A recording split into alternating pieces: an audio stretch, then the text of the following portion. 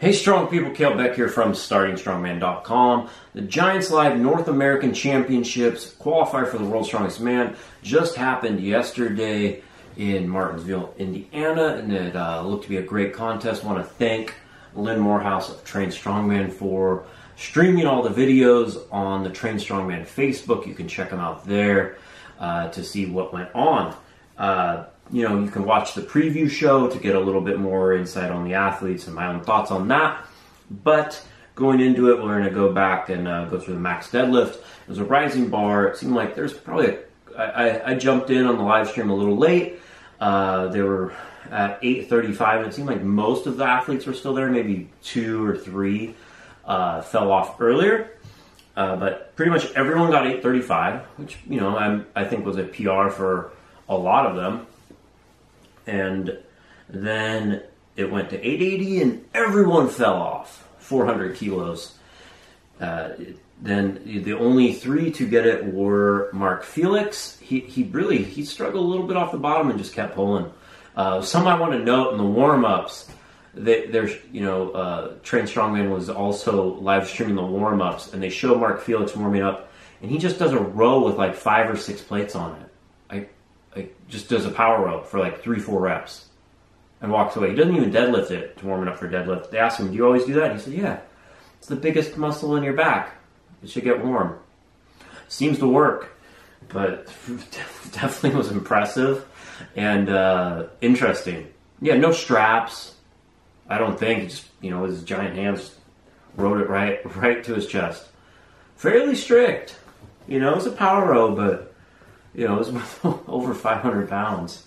It's ridiculous. Anyway, so he pulled the 400 kilos, you know, 880, 881. Lawrence Shaw did it easily. Rob Kearney was the last to go, the defending champion, and he did a classic poundstone hitch. Pretty sure he learned that from Derek. But that was, you know, at the end of the day, it doesn't matter how you did it. But that was, you know, going to be huge points going forward because, you know, there's such a logjam with, you know, at 400, getting that 880 is huge. So they did it.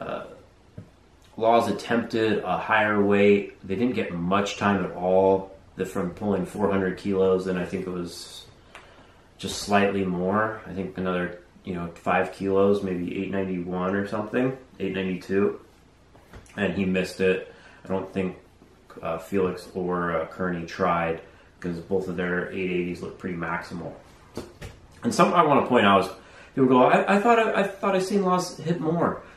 That's not how the sport works. He competed last weekend at Summer Mania. He's pulled over 900 in the past, you know, peaking for a contest. He probably wasn't really even training these events too specifically, I'd imagine. You know, they're in a parking lot. You just pulled, you know, that it's not. It's like a mat on a road. It's not a completely level surface. That's how strongman is. The warm-ups aren't, you know, perfect like they would be if you're in a gym. It's going to be whoever has the most in that day, and that's why you want to be as strong as possible so you have as much in reserve to overcome those kind of situations. Not going to PR every contest. Not how it works, even under ideal circumstances. You know, it's kind of to test who's the best on that day under those circumstances. And you got like maybe 5 minutes at if that, in between pulls.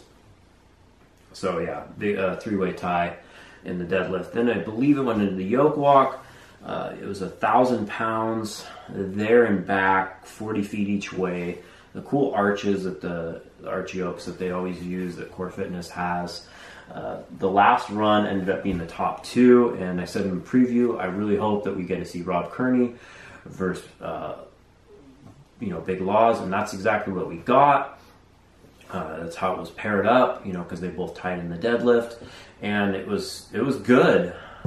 Kearney looked a little bit more hesitant starting off, started to catch it. You know, if it was like an 80-foot straight shot, I think he might have caught him. He seems like his foot speed develops faster as it goes versus Laws is fast out of the hole. And but it was 40 feet down, you know, turn around. Kearney slid a little bit, which cost him a little bit of time. And he was starting to catch him back up again. I think then he tried to pushed it a little bit too much and dropped it, but still got second place with Lawrence Chalet getting 2 event wins to start it off. And then it was a 220-pound dumbbell for reps. Josh Reynolds and Kearney tied with that with 6 reps apiece. Reynolds is an absolute beast at the dumbbell, and wasn't any surprise there. So, and I think Laws was like a rep off. I actually missed this event. I was doing my own training. Have to go back and watch it. The timber frame really gave people fits. It was 800 pounds, huge frame with straps. It was starting to get a little wet and rainy towards some of the end of the dumbbells in this, and I'm sure it was humid being in Indiana, so not the best situation for grip. I think most people struggled, and Kevin Ferris, who's a 105 kilo world champion, actually ended up winning the event. And going into the Stone Series, it ended up that there was just a huge, everyone was pretty close. I think the bottom 3 were a little bit down, out of it, but like the top 8, 7 or so were just within a couple points. I didn't see a score sheet, but I know Big Laws had a 1.5 off Kearney. They were having a nice back and forth all day, and it's kind of how they structured everything up. There was a lot of showing, they had them staring each other down, little interviews before, and I'm sure that's how they're going to narrate the television show when it's aired during Christmas in the UK. The last year's champion Kearney versus the Brit Lawrence Chalet. It's gonna be like that. He's coming across the pond. It's good TV, but it was definitely shaping up that way. Kearney was only a 1.5 off of Laws, and it was a very, very high first platform. I think it was 265 pounds to 72 inches or something. Pretty high. A lot taller than I am, that's for sure. And the last stone was 410. There were some good runs. Brian Benzel smoked it, loading all of them. I have to go back. Mark Felix, I think, was the first to load all 5. Not the fastest time. I think Spencer Remick had a good time as well. There was a lot of interviews with Evan Singleton. Who's doing his second strongman contest, as I talked about in the preview show. And he looked good in spots, definitely for doing a second contest, but definitely needs more experience. And, just obviously, so he's just looked a little tense on some of the events. I think Kaz even commented on it in the interviews, but that's to be expected. I mean, he's vying for a spot at the pinnacle of the sport and world's strongest man in his second contest, and, could easily have, can easily be there. I wouldn't be surprised if he ends up there in 2019 somehow. It got interesting when we got to the matchup with Kevin Ferris and Trey Mitchell. Trey was just right in there all day, nice and consistent. Ferris was doing well as well. I think they're both tied for, I think they were 3rd and 4th or tied for 4th or something, but then there was 3 or 4 guys tied for 5th. This is off the top of my head from remembering what I read and saw yesterday, so not 100%, but basically there's 5 guys all that could end up on the podium going into the event. Trey did it completely old school. Definitely go back and listen to the Old Strong Talk podcast I did with Trey Mitchell for insight on him. He went against Kevin, who's the smallest competitor there, and they were pretty neck and neck. Kevin started to get ahead maybe towards the 3rd stone, and he actually loaded. He's not the tallest guy, but he still loaded the first stone very well. He had good technique to load into a high platform. But Trey went out there, no shirt, no sleeves, just a pair of basketball shorts, had someone hold his hat for him, very old school. You used to see everyone doing, no shirt stone loads, and no one does it anymore. But I think Trey Mitchell's going to try to bring it back, and he did well. He won that head-to-head. Kaz announced that he got third place, because Kearney and Laws were going to go next, and they were both, pretty soundly in first and second. And, he announced, Trey Mitchell's qualified for World's Strongest Man. He got third place. Awesome to see. He has had a phenomenal year since turning pro in November at Strongman Corporation Amateur Nationals. First, he went on the Strong Talk podcast, so that's a huge accomplishment right there. Then he qualified for Arnold Australia and hung in there with 10 of the best, like some of the top guys in the world, like J.F. Caron, Ronald Hanla, etc. And then it did very well, and now he's got second at Giants Live, and now he's going to go to World's Strongest Man. What more can you ask for? It seems like he's one of the guys that he was always like right there at all the pro card qualifiers, and just right there, but not quite. Make one little mistake, and I always thought, and I talked to my buddy Mike Battolino, who knows him very well.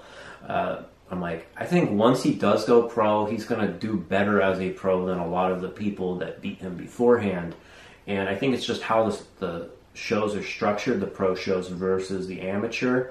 It's a lot more of like a foot race and, speed events and some of those amateur contests with so many people that if you're like a second slower, it's going to cost you too much versus, at the pro, it's like so heavy that, he's better when it gets a little heavier and there's less people to make that gap.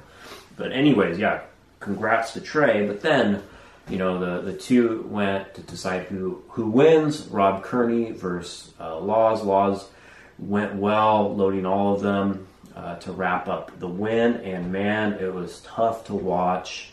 I feel bad. Kearney, he put up a post saying that the stone was covered in tacky, and he tried when it's a platform that's taller than you kind of have to launch it off your chest, kind of press it. You get such extension that it'll fly off, and I guess he said it was coated in so much tacky because he went last that it went and it just stuck to his shirt, which is tough. Struggled, almost got it up, tried again, and then I guess he said he hurt some stuff in his back, so hopefully Rob's healing up. He's been on the Strong Talk podcast a bunch of times. You can go back and watch those interviews or listen to him. Just really hope that he heals up. And he ended up zeroing the stone. It dropped him all the way to 7th, which is tough. But I wouldn't take anything of that away from him. It still shows that he was right in there battling all day long and just had a little mistake and a mix-up, and those things happen, and that's why we play the sport. He could have easily been first or locked up second, at least top 3 in the contest. It's not an ability thing. It's just sometimes things just don't go your way. So he fell to second. Lawrence Chalet won, qualified for Worlds, and also with that, Kevin Ferris moved up to 3rd to also qualify for Worlds. So it went Lawrence Chalet in 1st, Trey Mitchell in 2nd, Kevin Ferris in 3rd, Brian Benzel in 4th. Brian's just never going to get a direct invite to Worlds. Sorry, Brian. He always ends up being an alternate last minute and then ends up almost making the finals, too. Mark Felix in 5th, Spencer Remick in 6th, Kearney fell to 7th, Singleton in 8th, Nick English 9th, and Josh Reynolds 10th. Awesome show. And then I guess all of Indiana, the thunderstorms erupted, and it just started raining right as they were just cleaning all the equipment up. So good timing, and thanks. It could have been a lot worse as far as the weather out there. It's a good show. Next week, the biggest strongman show I can think of is in Texas. There's the SBD USA Presents 105 kilo Pro-Am. So that's going to have some great athletes at it, like Sean DeMarinis, Terry Reddy, Anthony Furman, a bunch of 105 kilo pros and amateurs. And I really love the Pro-Am setup. I'm going to try to do a preview video on that. I'm going to do a little bit more research in the coming days and get that going. Thanks for watching. Thanks for listening. Podcast subscribers, if you like audio format, you can go subscribe on the Strong Talk podcast on iTunes. If you want to keep up to date with all the happenings in the strongman world, just hit subscribe. Share these videos with your friends and leave a comment saying what your favorite moment of the weekend is and what you'd like to see next on the channel. And we'll talk to you next week. Of course, go to store.startingstrongman.com to shop all of your strongman training needs, such as my ebook, How to Train Strongman in a Regular Gym, Cube Method for Strongman, and all the best products from SBD USA, Cerberus, Spud. We carry all of the best products for strongman. You can also go to our Amazon store, amazon.com/shop/startingstrongman. I'm Kalle Beck. You can follow me at @KaleLift, and of course follow at Starting Strongman.